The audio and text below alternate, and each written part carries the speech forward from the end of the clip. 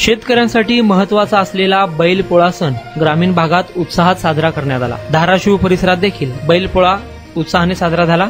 सकाळी ज्वारीच्या घुगऱ्यापासून बनवलेला गुळ खिचडा चारण्यात येऊन बैलाला वर्षभर काम लावून या दिवशी आराम दिला जातो। बैलाच्या खांद्याला लोणी व हळद लावून खंदमळणी करण्यात आली। त्यानंतर त्यांना रंगरंगोटी करून मारुती मंदिर ते घरापर्यंत वाजत गाजत मिरवणूक काढण्यात आली।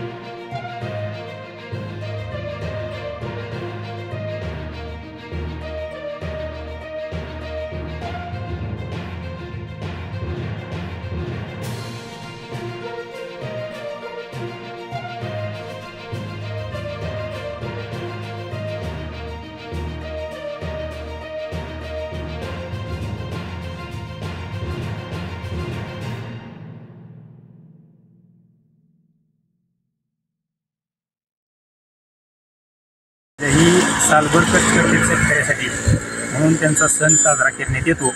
कालपासून खंदमळणी आज सण गावात नेऊन रंगरंगोटी करून मिरवणूक काढतो।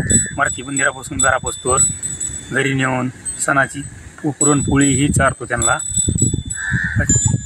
सकाळी आज काय खिचडा वगैरे काय असतं? खिचडा नेमका काय असतो? खिचडा म्हणजे काय असतं? खिचडा आहे आपला ज्वारीचा घुगरी आहे बनवून खिचडा चारतो। घरी नेऊन लग्न लावतो त्यांचं बैलाचं। खंदमळणी काय असतं? खंदमळणीसाठी म्हणजे त्यांची खांद्यावर सालभर जो असतो त्यांचा वर्षभर त्याच्यामुळे त्याचा खांदा मऊ राहतो, त्यासाठी खंदमळणी आहे।